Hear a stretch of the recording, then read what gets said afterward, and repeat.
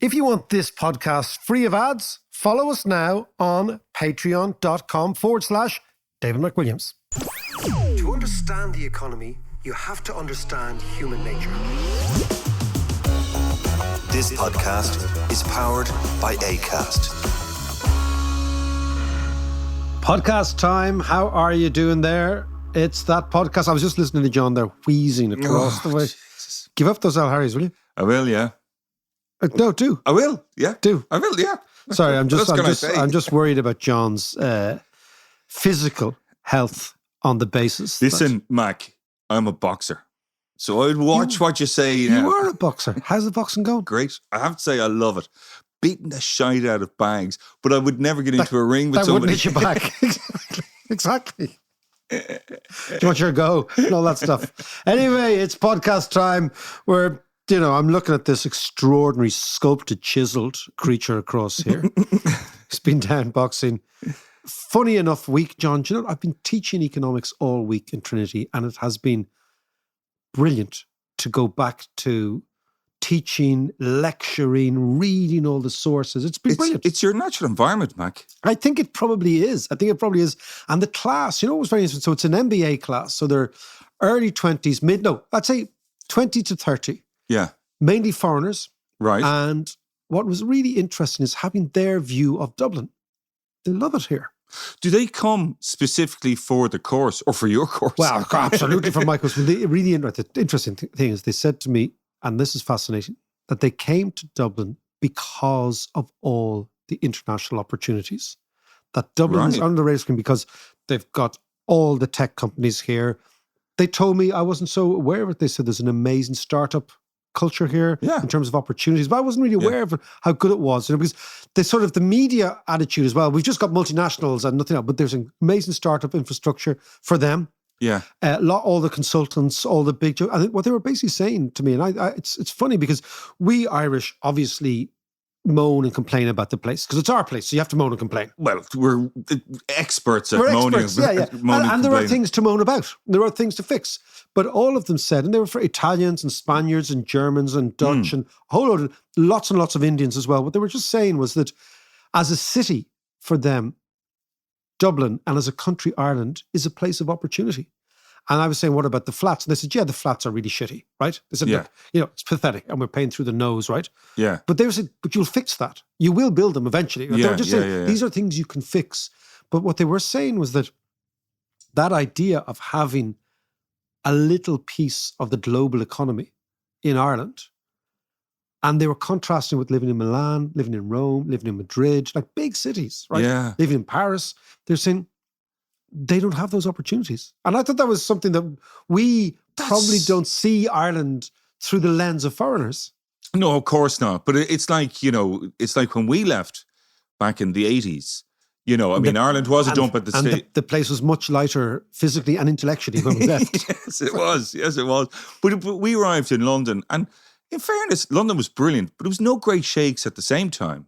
It was going through its own. We lived in terrible kips. We did, but everything was great because we were at them. Because it's what your point is. Like, to emigrate, to migrate, is a transformational act. Yeah, because what you're saying to yourself and everybody else is, I'm going to go somewhere else. I'm going to be a different type of person.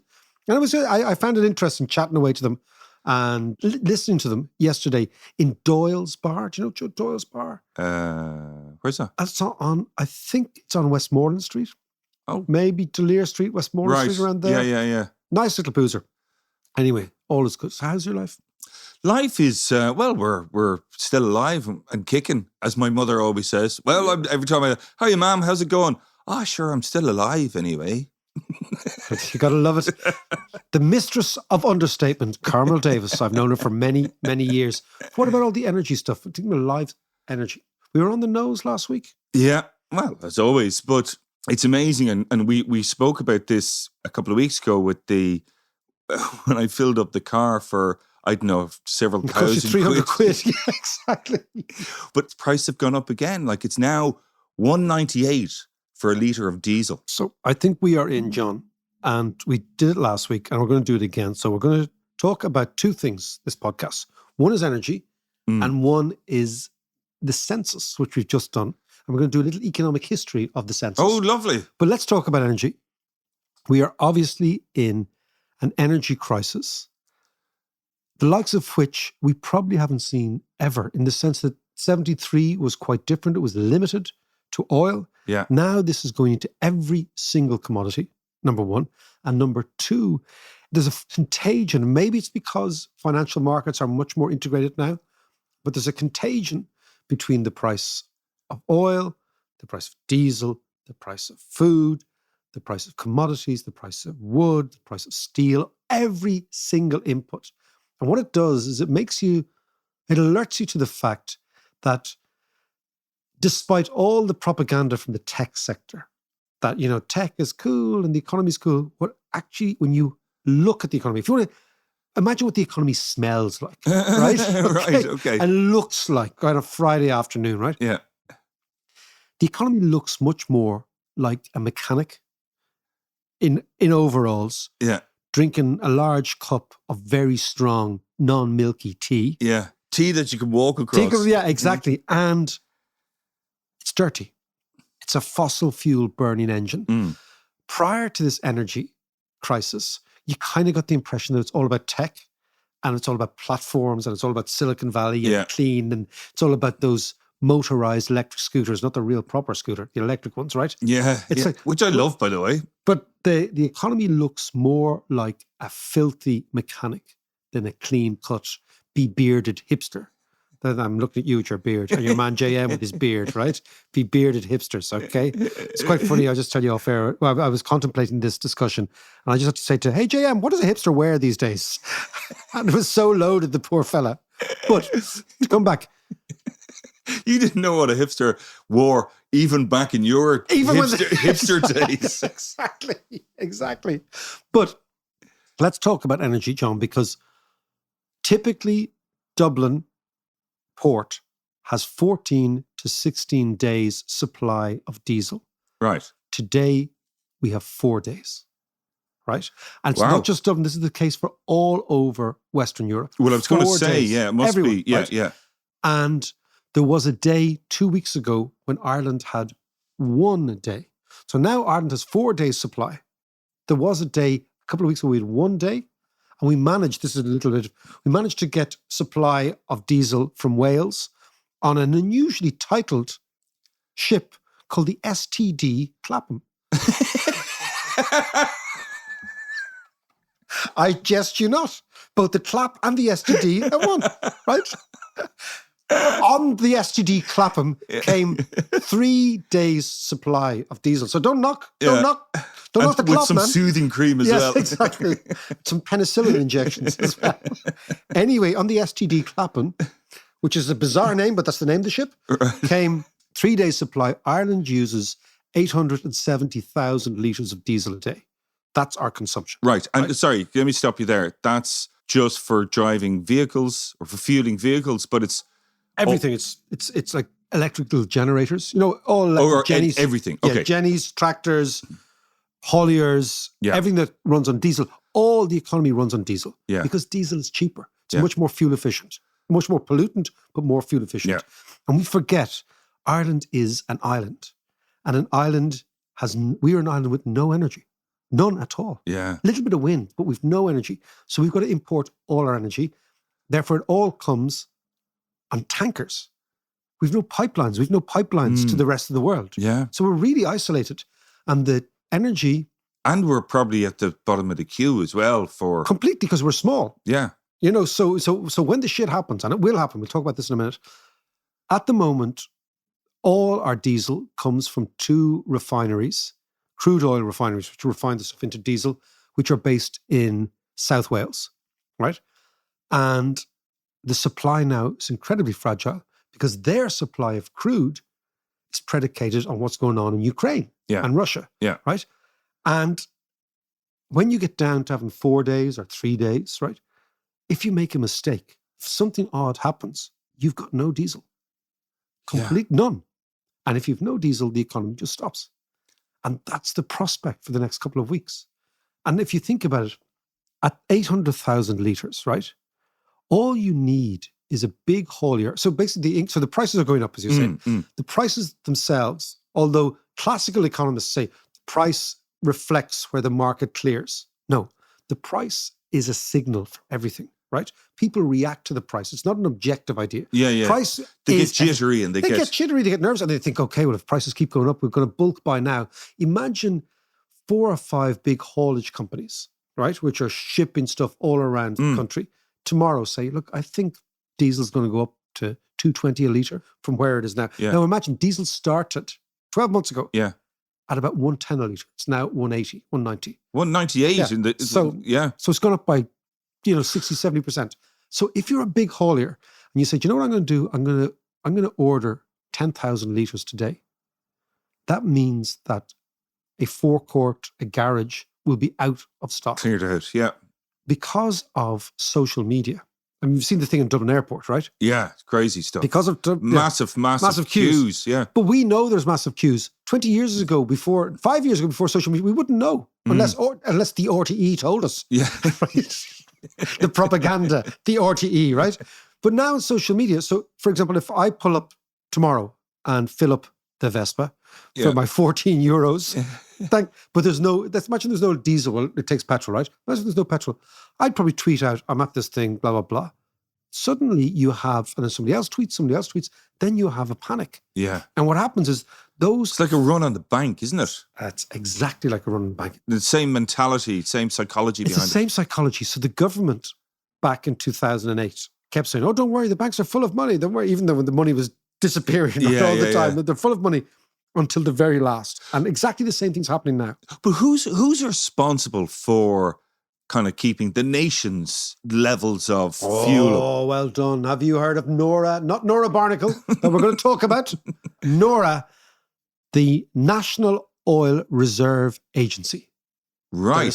You might not have heard of her. Never NORA, heard of her. In the next couple of weeks, you think Neffet? Screw Neffet, right? Enough of your own Neffets. Oh, no. And screw Nama. Nora is what we're going to be talking So about. who's the Tony Houlihan of Nora? I don't know. He's works in Trinity, apparently, like Tony Houlihan. Kind of new gig. Actually, I'm an adjunct professor at Trinity. Can I get paid by the state and be on secondment for 10 years? Anyway, come back. That if, for example, there's a run on petrol, which is exactly like a run on the bank. Now, the interesting thing about the run on the bank is that a bank run is stopped if the source of the run is stopped. So if you go to a bank and you say, I want to put my ATM card in and there's no money, that creates a run. The minute there is money, there's no run, right? So the key thing now is to make sure that there's no run on the petrol stations in the next couple of weeks because, number one, either the Europeans... how do we do that? How do we... We get enough supply of diesel and petrol into the garages. And the reason that's important is if you go to the garage and you're worried about not having enough petrol and you go to the garage and there's enough, then the panic abates. Yeah. So the key thing is to make sure that we get enough because we have a store because Nora is sitting. Imagine Nora sitting on a lot of gas and a lot of petrol. And I'll explain this to you in a minute. But the way the state has been operated now in Ireland, nobody's talking about this at all. I've turned on the RTE. But as you say, that's probably a good thing because otherwise it would create the panic. But when the panic starts, it's going to be a typical Irish government communication strategy. We're going to wait until the shit hits the fan, and then we're going to say it hasn't hit the fan. Yeah. I swear to God, it hasn't. That excrement you've got in your face, no, it's not excrement. That's your right. Okay. So, and I think this is going to happen the next couple of weeks. Why? Because either one, we are going to sanction Russian oil and gas. European Union is. Yeah. Because of these atrocities you see in every day in Ukraine. Right? Absolutely, yeah. Or two, Putin will say, you know what? We're going to turn off the gas. That's his play, right? That's his not final, but that's one of his last things. Yeah. Either way, then we're going to scramble for gas, right? And we're going to scramble for oil and we're going to scramble for diesel. And this is all coming down. This is all going to happen in the next 2 weeks, right? Highly likely. Like last week, Mac, we had a doom and gloom week. This week is shaping up to be. No, it's not. It's not because of Nora. Oh yeah, Nora. Yeah. The National Oil Reserve Agency is sitting on 100 days' supply of power for Ireland. Oh, it is at the moment. It is. We have all right. Okay, calm down, everyone. We're all right. Calm We're all down. right. Nora, Whiddy Island, off the coast of Bantry, a beautiful part of the country. Whiddy Island. Do you know what? Whiddy Island looms large in my memory. I remember distinctly 1979. Do you remember Yes, the Whiddy I do. Island disaster? Yeah. The Pope arrived and the Whiddy Island thing happened at the same time. I wonder was it related? The oil combusted under a religious fervour. The heat generated from the religious fervour. Go on. Yes, it did. It did blow up. That was a horrible disaster. I can't remember how many people died, but quite a few. Well, they must have been workers at the... Yeah, it was a broken pipeline or something like that. No, it wasn't a broken pipeline. Because I'm going to tell you a story now in a minute. Go on. Tell me. Okay. We have... Shh. Don't frighten the horses. Speaking as a horse, right? We have 100 days supply of refined oil and diesel at Whiddy Island. Yeah. It makes absolute sense. By the way, just for everyone who doesn't know where Whiddy Island is, it's a small island off Bantry. Yes. In County and for Cork. anybody under 40, Google it. I'm just looking at JM here. Of course. As a Canadian, Google. Hey, Google, where is it? Right? Yeah. Okay, it's in the very southwest of Ireland. Now, if you're listening outside Ireland, this might sound parochial, but believe me, your country's in the same position. Yes. So you better find out where your Whiddy Island is, Yeah, right? yeah. And it makes complete sense to have all your oil offshore on an island because of security reasons, right? Yeah. Because of safety reasons. But I'm going to let you into a small secret. Go on. Google it now, right? If you Google it now and you see it's about a half a mile offshore, Yeah. there's no pipeline. What do you mean there's no pipeline? There's no pipeline. But from the Whiddy Island to the mainland. There's no fucking pipeline. So how did they get it from There's no bridge, right? So what do they do? We've got to wait for a tanker. Ah, I Jesus. swear to God. Really? So all of Ireland. Ah, Jesus. Sorry. We're laughing because this is so typical of our country, right? So- Which we love to death, right? So the big tanker comes in with loads of oil and gas or oil and diesel and whatever, and dumps it on Whiddy Island. Right, and then it stays there. It's all we're refined. We're just a half a mile away, just waving at it. So all of our thing, right? So if, for example, say for example, Putin decides next week, I'm going to cut off the Europeans, or the Europeans decide we're going to actually act morally, right? Then every single contract for oil and gas around the world for Europeans will come under what they call force majeure. Basically, all contracts will be null and void. It's an act of God, right? It's an act okay? Yeah. So all insurance companies will scramble, right? That means that the whole of Europe will be looking for tankers, right? Yeah. Now, to come back to the point, we have enough oil and gas for 100 days, so we don't need to have a panic at the petrol stations, except for the fact that the oil and gas is in Whiddy. It's not anywhere near the rest of the country. So we then have to charter a tanker. Now, the problem is if you charter a tanker at the same time as everyone else is chartering a tanker, there's no guarantee you're going to get a tanker. Of course, yeah. And of course, Ireland's so small. Like, we think it's a lot of diesel, but it's not. Look, is this a stupid question? Like, it's a half a mile, which is not very far, you know? It is. It's if you've no point. 2,500 feet. That's all it is. It is if you've no oil to get over there. But just get an old pipe and shove it across, no? Is that not? I would like to talk to pipe technicians who are listening to the podcast. But it's a half a mile. But it needs to be done now, what I'm saying. Well, yeah, exactly. So anybody with now Waven pipe out there. But anyway, so that is the interesting thing. So the energy crisis that is coming, right? Is obviously, unless the European Union are prepared to look at the atrocities in Ukraine and say it's not our problem, unless Germany, which is the weak link in this, is prepared to accept atrocities in Ukraine, I don't think it's going to happen. I think eventually the European Union are going to say no gas, no oil from Russia. That's the moment where everything turns from a problem into a crisis. Yeah. Just imagine then Ireland runs out of oil and gas and diesel, but we have it all in Whiddy, but we can't get a tanker because everybody else has got a tanker. We got some rowboats, some Kirks. We'll send out. There's currachs, fellas, of barrels of oil. And we use 870,000 litres a day, which is a lot. Yeah. So you remember the Guinness ad? The currachs, tá shake chops. Shake chops, yeah. That would be like us rowing barrels of oil over from Whitty to Bantry to be put on milk cartons like Father Ted. The other thing, of course, as well, is that in order to spread the diesel around, you need trucks that run on diesel. Which as well. you won't have. And that's why, so Dublin Port is full of these big, big tanks. Yeah. So we've got to get the stuff from there to here. Now, just by the way, if you're listening in another country, this is the way Ireland runs. But we love the place. Yeah. But the joined up thinking we're not great at. So we built a massive refinery in the 70s after the 73 war to put all our oil and gas and diesel in there. But we didn't bin the pipe. Just for the crack. I think we should take a break. Now, John, now that you've got over the fact that we have no pipes or bridges from Whitty, what about the census, John, we were doing last week? Right? We do a census every 5 years. And remember I was saying to you... Is it every 5? Yeah. So the Brits only do it every 10 years. We do it every 5 years. I thought we were the same. And we do it every 5 years.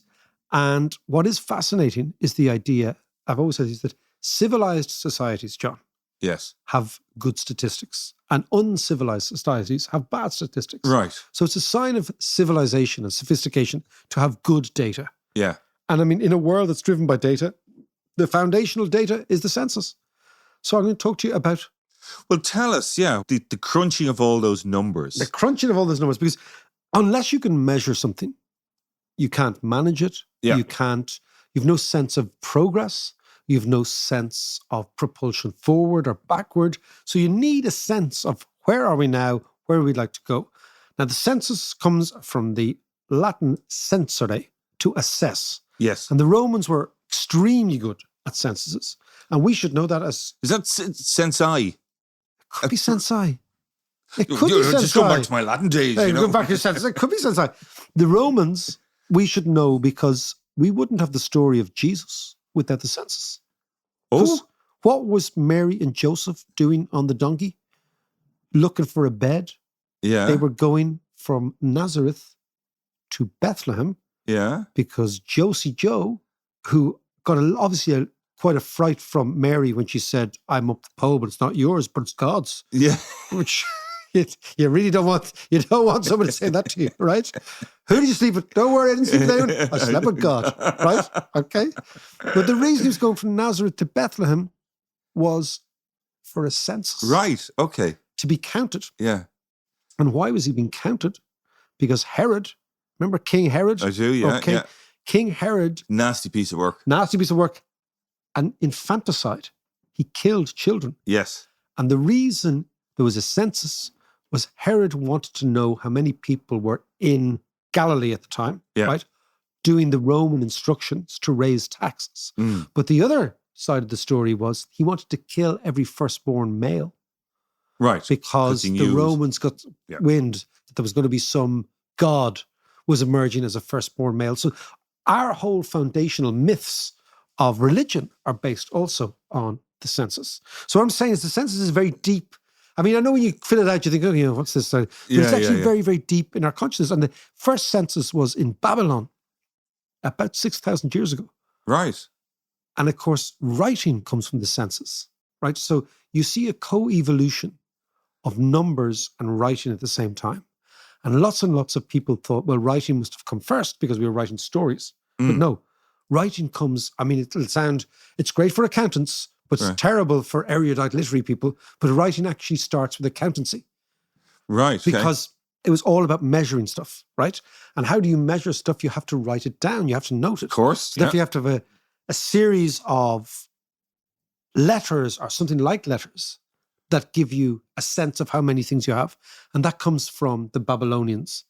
There's a guy called Cushim. Did I ever tell you about Cushim? Yes, yes. That's our friend. He's the fellow who was wheeling and dealing with... beer. In beer, yeah. He was a hipster. He was a hipster homebrew merchant, right? On a scooter. On a scooter with very tight jeans and a clipped beard. That was Cushim. First man whose name we know ever written down was a beer trader. And of course, it was written down because they were assessing things. So the census, like in history, there's huge things for British people, or English people more. There was a thing called the Doomsday Book, Yes. which was William the Conqueror arrives in England in 1066, I think Yeah. it is. And about 20 years after having conquered England, the Normans say, okay, well, what have we conquered? Go out there and figure out. And the Doomsday With your Book, measuring tape with your and measuring tape. and your clipboard. with your clipboard, exactly. And they found, you know what they found? They found 6,000 water mills in England in 1068. So quite sophisticated Wow. country. Yeah, quite a sophisticated country. And the Doomsday Book, of course, it was actually called the Domesday Book. But the reason they took to be called the Doomsday Book was because they associated with taxation, and taxation was Right. doom. Yes, doom and gloom. But it was yeah, actually yeah. called Dom, D-O-M-E. Based on what Dom being? I have no Russian. Oh, Mac, come on. Well, Google it. And then, so you got all this stuff, you know, and like, do you know that in America before the Civil War, there were two things with the census in America, right? The first census was George Washington. They have a census of the new republic in America. They come up with a figure of 3.9 million of them. George Washington didn't think that was enough. What? So he Okay. lent on Thomas Jefferson to massage the numbers. And the first census of America claims there was 4.1 million, but there wasn't. There was only 3.9 because they wanted to get to 4 million. Right. Because okay. psychologically they thought this was going to be bigger. It's mad, isn't it? Isn't it?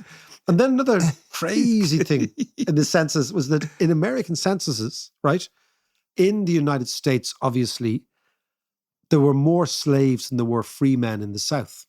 Mm. So every slave in America, every black person in America Yeah. was 3/5 of a human. Right. It's actually true up until the end of the Civil War. Why They- 3/5? Because what they wanted to do was, it's all to do with the Congress Yeah. and the difference in the Senate and the Congress. And they wanted to subjugate the number of black people to pretend there weren't that many black people Yeah. in certain states, right? Because they didn't count them as humans.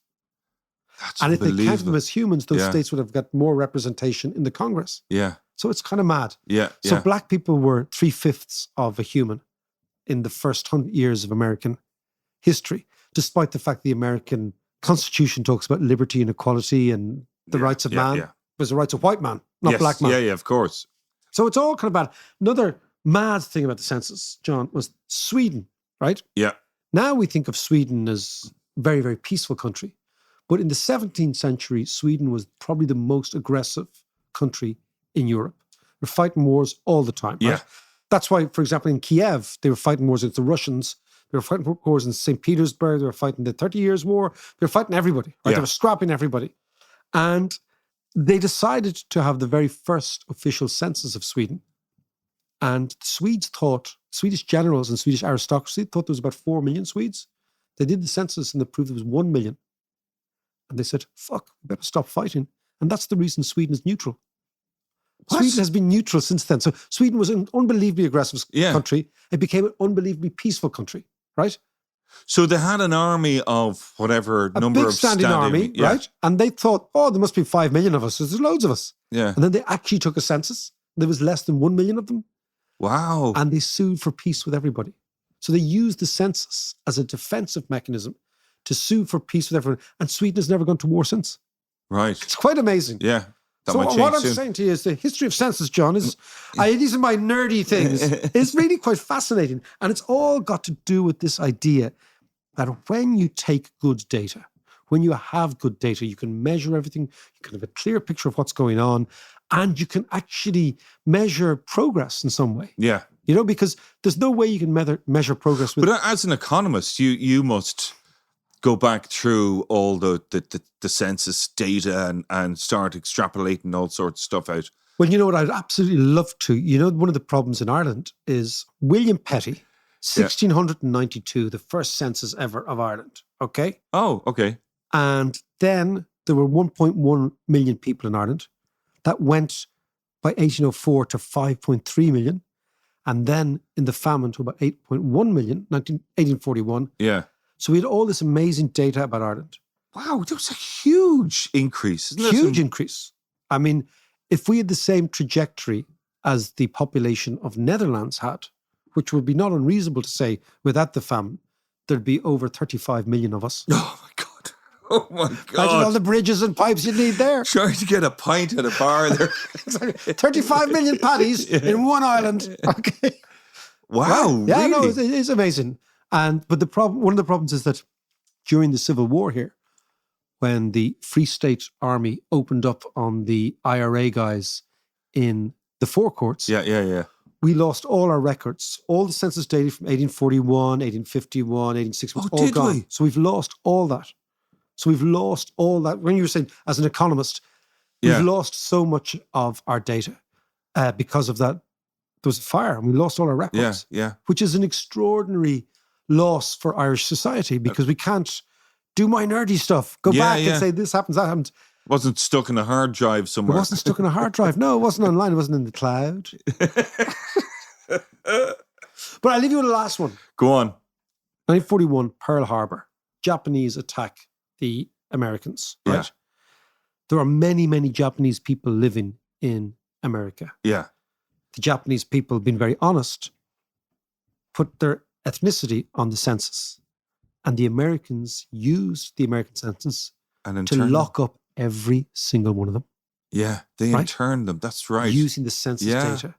And also, on another even more tragic issue, the Nazis used the Dutch. So Dutch people would be very honest, very, very factual, very, very good at data, very, very good at numbers. The Nazis used the Dutch census of Jewish people to get every single one of them. And I think the figure in Holland is one of the highest, certainly the highest in Western Europe. Right. Jewish population died because the Nazis just went to the census and said, give me the numbers. The Dutch handed them over. Yeah. So, I mean, on the one hand, it's an amazing treasure trove of ideas. Well, is Putin doing that as well, using the Ukrainian census to... Because, he's saying that he could well be. The Ukrainians are essentially Russians. Yeah. But actually, how many ethnic Russians are in? I think he's been less discriminatory than that. I think he's just going in and bombing the shit out of everything. Yeah. But it is a fantastic thing that our foundational religious scripture is based on Herod. And if you go back to the Old Testament, the book of Numbers, John. Right. Which was countering the Israelites coming out of Egypt, Moses, the parting of the walls, all that, parting of the waves, all that sort of stuff. So it's fascinating. But the history of numbers is the history of literature. And you see a co-evolution with money, numbers, literature in all civilizations.